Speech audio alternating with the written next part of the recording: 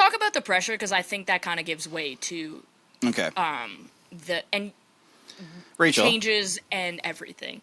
You're gonna ask me about pressure, aren't you? So you're a Bayern Munich fan, you know? I am. I want to know how any of 18 those jerseys sitting over there. 18. I counted today. The amount of jerseys that you have of Bayern Munich is legal. True. That's how many you have. Now, I want you to know, because you've insight into the players and all that.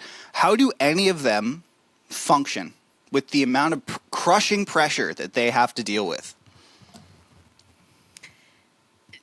I honestly, this is where I straight up don't buy the garbage of the pressure because, like you just pointed out, Bayern Munich, Real Madrid, Liverpool. I think Liverpool is probably the closest comp to the Toronto Maple Leafs because Liverpool didn't win a league title or a Champions League for like 35 or 40 years, despite like being one of the top spending teams. And there's no salary cap in soccer, just to be clear. That's like half of Toronto's drought right now. You know? Yeah, so like it's kind of one of those things where I look at the pressure and like first of all, there's fandom and fanatics in hockey. There's not hooliganism. There is hooliganism in European football.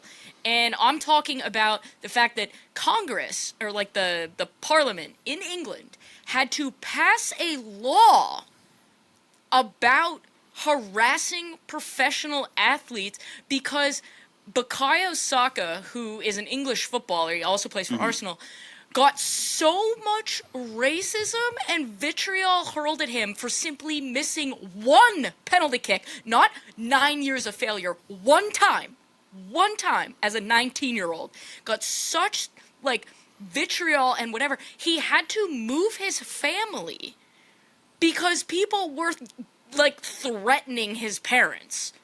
And, like, the racism that was being spewed. And you have people in Italy making monkey noises at players of color.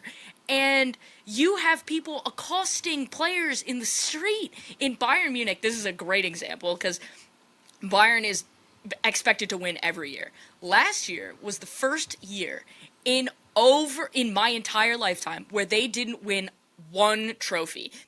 Every year there are 6 available trophies to win, depending on like how you finished the previous season. Last year was the first time in my lifetime they didn't win a single trophy, and everybody lost their job. Every single person, pretty much, in the office lost their job, from the coach to the travel person to the PR person, like everybody.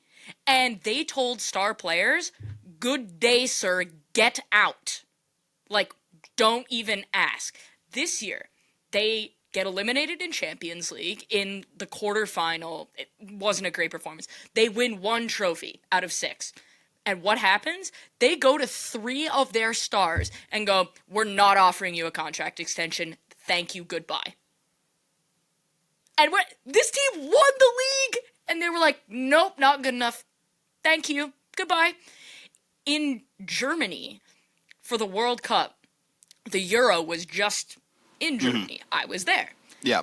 They bowed out. It was kind of expected that we were going to make the semis of the finals. They bowed out early. People it ended up happening. The nation called for the president of the National Football Federation to step down. And the pressure got so bad over one game that he did. So 11 years of failure, 9 years, whatever you want to call it, they would burn the stadium down if this kind of behavior percolated, and endorsement deals and this and that. Like, genuinely, the pressure associated with being a hockey player, to give you an idea, one Bayern Munich player, and not even like Harry Kane or Alphonso Davies, one Bayern Munich player who sits on the bench has more Instagram followers combined than every Toronto Maple Leaf combined. that is the level of soccer, like, that is the level of pressure that you play with. And the expectations, you have 80,000 fans chanting at you. You have people blasting fireworks off mid-game in your stadium. And then you can't go, I was out with a player when I was in Munich. He could not go out for dinner without people yelling at him in the street. Like, genuinely outrageous. So to me, the narrative that the pressure is too much is garbage. It is absolute garbage.